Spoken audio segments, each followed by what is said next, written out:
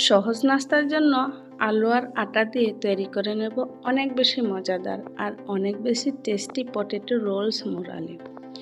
আসসালামু আলাইকুম, welcome to my channel Sohagi cooking and blog. গড়ে থাকা অল্প উপকরণে একদম ঝটপট তৈরি করে নিতে পারবে এই পটেটো রোলস মুরালি। এগুলো কিন্তু বিকালে চায়ের সাথে খেতে অনেক বেশি ভালো লেগে থাকে। আর এগুলো তৈরি করার জন্য প্রথমত আমি নিয়ে নিলাম 1 কাপ আটা, দিয়ে দিলাম পরিমাণ মতো লবণ, 2 টেবিল চামচ পরিমাণ চিনি, আর এর সাথে আমি ব্যবহার করলাম রেগুলার রান্নার সয়াবিন তেল। আর এখন তেলটা আটার সাথে একটু ভালো করে মাখিয়ে নিতে হবে। আর এই কাজটা একটু সময় নিয়ে করতে হবে, যতক্ষণ না পর্যন্ত তেলটা আটার সাথে মিশে একটু দলা বেঁধে না যায়, ঠিক ততক্ষণ পর্যন্ত এটা মাখিয়ে নিতে হবে। আর মাখানো হয়ে গেলে অল্প অল্প নর্মাল পানি দিয়ে একটি ডো তৈরি করে নিতে হবে। আর এখানে পানির পরিমাণটা একসাথে দেওয়া যাবে না, অল্প অল্প পানি দিয়ে ডোটা তৈরি করে নিতে হবে। যেহেতু এখানে আমি তেল এবং চিনিটা ব্যবহার করেছি, সেই ক্ষেত্রে এই ডোটা একটু টাইট রাখতেই হবে।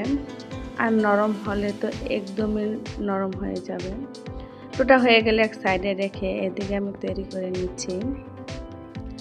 যেহেতু এটা পটেটো রোলস, সেই ক্ষেত্রে এখানে আলু দিয়ে একটি পেস্ট তৈরি করে নিতে হবে। আর এখানে পেঁয়াজ কুচিটার সাথে দিয়ে দিলাম পরিমাণ মতো লবণ আর 1 চামচ ম্যাগি মশলা। আর এর সাথে দিয়ে দিলাম 1 চামচ ভাজা মরিচের গুঁড়া,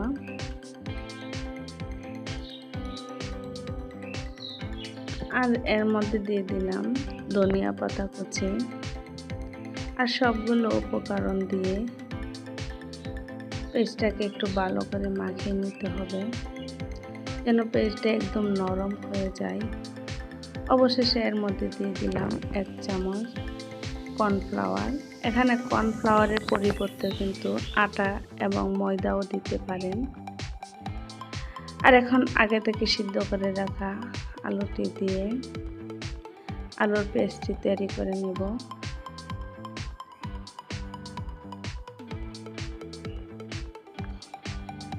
আলুর পেস্টটি তৈরি হয়ে গেলে ফিরে আসলাম সেই মেখে রাখা কায়ের মধ্যে। দেখতেই পাচ্ছেন কতটা সফট হয়েছে। এটাকে আমি 2 ভাগে ভাগ করে নিয়েছি।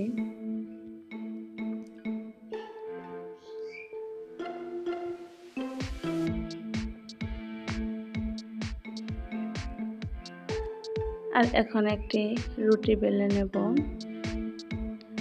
আর এই রুটিটা বানানোর সময় খেয়াল রাখতে হবে যেন এতটা পাতলা বা এতটা ভারীও না থাকে, একদম মিডিয়াম ভাবে রুটিটা বানিয়ে নিতে হবে। বানানো হয়ে গেলে এর অর্ধেক পাশে আমি আলুর যে পেস্টটি তৈরি করে রেখেছি এটাকেও 2 ভাগে ভাগ করে নিয়েছি।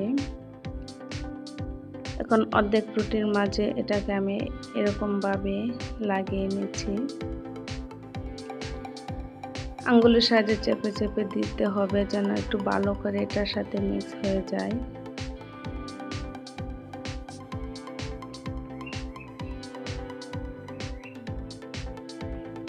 আর এভাবে করে কিন্তু পটেটো এই রোলসটা কিন্তু খুবই সহজে, খুবই অল্প উপকরণ দিয়ে এটা তৈরি করা যায়। খেতেও কিন্তু অনেকটাই মজার হয়ে থাকে। আর এভাবে করে চারদিকে চেপে চেপে ভালো করে লাগিয়ে নিতে হবে।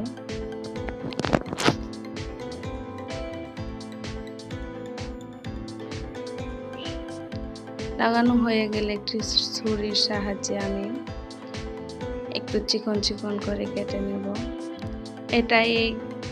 এই রোলসটা আপনি যে সাইজের রাখতে চান, যেহেতু এটা আমি মুরালি সাইজে করেছি, সেই ক্ষেত্রে একটু চিকন চিকন করে কেটে নিচ্ছি।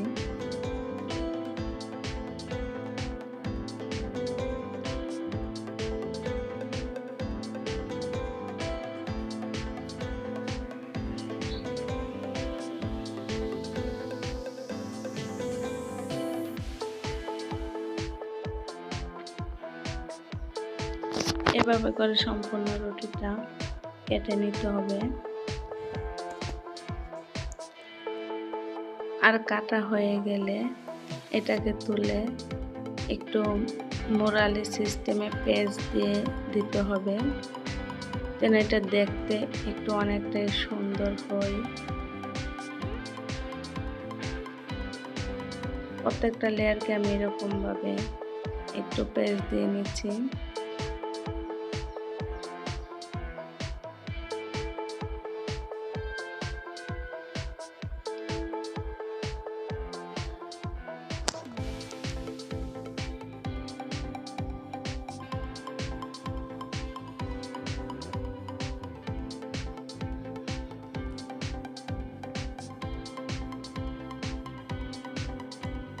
এভাবে করে প্রত্যেকটাকেই বানিয়ে নিয়েছি।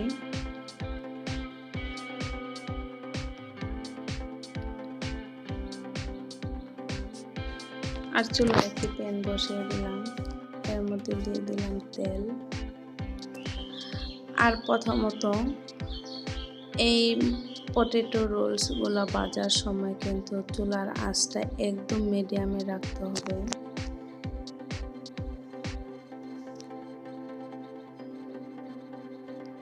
মিডিয়ামে রেখে ধীরে ধীরে ভেজে নিতে হবে। প্রথম অবস্থায় যদি একটু বেশি করে চুলার তাপটা বাড়ানো হয় তাহলে কিন্তু যে ভিতরে যে আলুর পেস্টটা দিয়েছি সেটা বের হয়ে যাওয়ারও সম্ভাবনা থাকে।